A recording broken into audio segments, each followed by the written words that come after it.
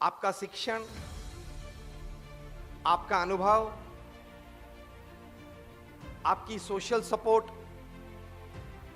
मतलब सामाजिक सहकार, ये सभी कुछ आपको एक हद तक पहुंचा सकते हैं, लेकिन उस हद के उस पार, उस हद से ऊपर आपका चारित्र, आपके सद्गुण, नीतिमत्ता और प्रामाणिकता ही आपको ले जा सकते हैं। अब 500 महापुरुष का जीवन पढ़ लो, अभी ये समय में रोज बरोज जो कहानियां आती है वो आप देख लो, समझ लो। हर दूसरे या तीसरे दिन आप पढ़ते होंगे या सुनते होंगे कि कोई बड़ा नाम, कोई बड़ी व्यक्ति, नीतिमत्ता और प्रामाणिकता में कोई कमी आई इसलिए अपने पद पर से गिरे। कोई लंदन भाग गए, उनका बुलाने का प्रयास चालू है ना। कोई कैरेबियन आइलैंड्स चला गया है, उनको भी बुलाने का प्रयास चालू है। कोई जेल में है। नीतिमत्ता छोड़ी तो आप जो भी कार्य क्षेत्र में है वहां तकलीफ आ सकती है। Nobody is about the law, nobody is about ethics. नीति नियम सिद्धांत से कोई परे नहीं है और होगा भी नहीं। बैंक की बात है तो एक बैंक की बात कर लेता हूं। एक रात में यस नो हो गई, कुछ पता चला मैं क्या बोला? एक ही रात में यस नो हो गई, हा का ना, और भाई साहब जेल में है।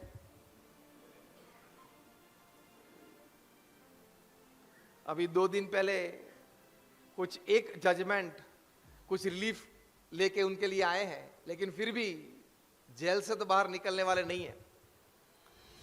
इतने बड़े व्यक्ति, बहुत बड़ा नाम, बैंकिंग क्षेत्र वाले तो ज्यादा उनको जानते हैं, उनके नाम से ज्यादा परिचित हैं आप। तो ये हो सकता है। तो हमारे गुरुवरी प्रमुख स्वामी महाराज, जिनका जन्म शताब्दी महोत्सव है, वे एक बात बहुत अच्छी सिखाते थे। वे कहते थे चारित्र दृढ़ करे और चारित्रवान समाज तैयार करे। अगर आपको ये प्रवचन में और कुछ याद ना रहे तो ये एक बात लेके जाना, प्रमुख स्वामी महाराज का जीवन सूत्र, चारित्र दृढ़ करे और चारित्रवान समाज तैयार करे। ये दृढ़ करके जाना और अपने आप को रोज सुबह कहना, अपनी छाती पे हाथ रखते हुए, कि मैं कोई भी संजोग में, कोई भी परिस्थिति में, मैं कभी जीवन में कोई गलत काम नहीं कर सकता। Under no circumstances I can do anything wrong in my life. Tell yourself every day in the morning. रोज सुबह अपने आप को कहना, तो आप ठीक होंगे, आपकी दुनिया ठीक हो जाएगी एक बेहतरीन जीवन की ओर, जिसकी बात हम समझना चाहते हैं, समझ रहे हैं। उसमें प्रथम प्रैक्टिकल स्टेप, प्रथम वास्तविक हकीकत यह है कि नीतिमत्ता और प्रामाणिकता से हमेशा जीवन में आप कार्य करें। दूसरी बात है, कार्य के बाद आता है लोगों के साथ, संजोग परिस्थिति के साथ आपका अभिगम। आप 5-15 लोग के साथ परिचित हो, 200-500 1000 लोग के साथ आपका परिचय है, 50-100 लोगों के साथ आप नित्य काम करते हो, आपके परिवारजन हैं, व्यवसाय में आपके साथ लोग जुड़े हुए हैं, या आपके दफ्तर में आपके सहकर्मचारी हैं। उन सभी के साथ आप किस अभिगम से रहते हो, वो आपकी प्रगति का बहुत बड़ा कारण बन सकता है। एक बहुत बड़े मैनेजमेंट गुरु हैं, ऑगमैंडिनो, वे एक बहुत अच्छी बात करते हैं। 90% of your progress in your business depends upon your human relationships. मतलब 90% आपके धंधे का विकास आपके मानवीय संबंधों पर आधारित है।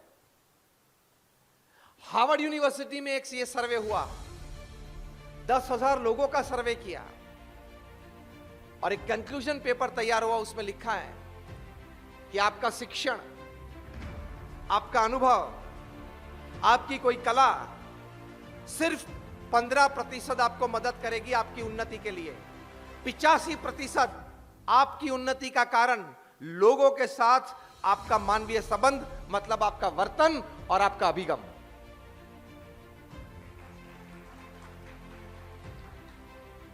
तो वो वर्तन और अभिगम क्या है? हमेशा नम्रता और विवेक रखना। बुद्धि से आप 21वीं सदी में किसी को जीत नहीं पाएंगे, क्योंकि हर तीसरा व्यक्ति जो आपके बाजू में बैठा है वो कोई ना कोई क्षेत्र में आपसे ज्यादा बुद्धिमान है। यस और नो? हाँ या ना? मानते हो ये बात? हाँ या ना? हर तीसरा व्यक्ति जो आपके पास बैठा है वो कोई ना कोई क्षेत्र में आपसे ज्यादा बुद्धिमान है। तो इस 21वीं सदी में कोई बुद्धि से एक दूसरे को नहीं जीत सकते। व्यक्ति को जीतना है, उसके दिल को जीतना है, उसके साथ आपका एक अच्छा व्यवहार रखना है, पूरे जीवन में, पूरे जीवन के लिए उसके साथ अच्छे संबंध रखने हैं।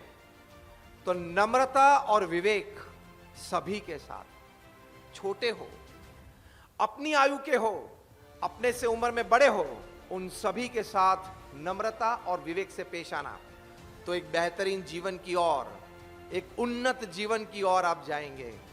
आप ठीक हो जाएंगे, आपकी दुनिया भी ठीक हो जाएगी। ये महापुरुषों के जीवन में से हम सीखते हैं, कुछ अच्छी पढ़ाई करके हम सीखते हैं, लोगों के साथ मिलते जुलते हैं, उनके वर्तन से हम सीखते हैं। तो नम्रता और विवेक। प्रमुख स्वामी महाराज को किसी ने खत लिखा था और खत में यह लिखा था कि स्वामी जी, मेरी इच्छा है कि आप एक वाक्य अंग्रेजी में लिखना, आई ब्लेस यू। अब प्रमुख स्वामी महाराज एक अक्षर तो लिख सकते थे, लेकिन पूरा वाक्य अगर लिखना तो किसी की मदद की जरूरत कभी रहती थी। तो कोई संत की मदद ली और पूरा वाक्य लिखा, आई ब्लेस यू। आई फिर स्पेस BLESS ब्लेस स्पेस फिर यू। फिर वो संत ने वो खत देखा तो उसमें आश्चर्य की बात यह थी कि आई प्रमुख स्वामी महाराज ने छोटा लिखा था, सेकेंड अल्फाबेट का, वो ऊपर डॉट वाला, और बाकी के सब अक्षर इस पूरे वाक्य में कैपिटल लिखे थे, बड़े लिखे थे। तो मेरे आपके जैसे कोई बाजू में बैठा होगा, उन्होंने कहा, स्वामी जी, अंग्रेजी व्याकरण का अनुसरण हम करते हैं और उस अनुसार पूर्ण विराम के बाद जो प्रथम अक्षर हम लिखते हैं वो कैपिटल होना चाहिए, बड़ा होना चाहिए। तो आई हम कैपिटल लिखते हैं, बाकी के सब अक्षर सभी शब्द में दूसरी अल्फाबेट के मतलब छोटे आते हैं। प्रमुख स्वामी महाराज ने उनके सामने मार्मिक एक स्माइल, एक स्मित दिया और फिर बोले, ये महापुरुष अपने अनुभव से बोलते हैं, अपने विजडम से बोलते हैं। प्रमुख स्वामी महाराज ने कहा कि मैं जानता हूं, लेकिन जीवन में हमेशा आय छोटा रखना तो सुखी हो जाओगे। ये नम्रता और विवेक चाहिए। किस बात का अभिमान, किस बात का गर्व? फिर से याद दोहराना चाहता हूं, 2 सेकंड में कितने जाते हैं? याद कराना पड़ता है। 2 सेकंड में 3 चले जाते हैं। और दूसरा वाक्य मैंने क्या कहा था? संगमनेर पे फोकस कर दिया तो मुझे बताया राजेश जी ने कि 60-70 हजार की यहां पॉपुलेशन पूरी है, तो वो तो 10 घंटे की बात हो जाती है। किस बात का अभिमान? We are not even a speck of dust in the existence of this entire universe. ये पूरे ब्रह्मांड में हमारा अस्तित्व एक स्पैक ऑफ द डस्ट, मतलब धूली का एक रजकण भी नहीं है। किस बात का अभिमान?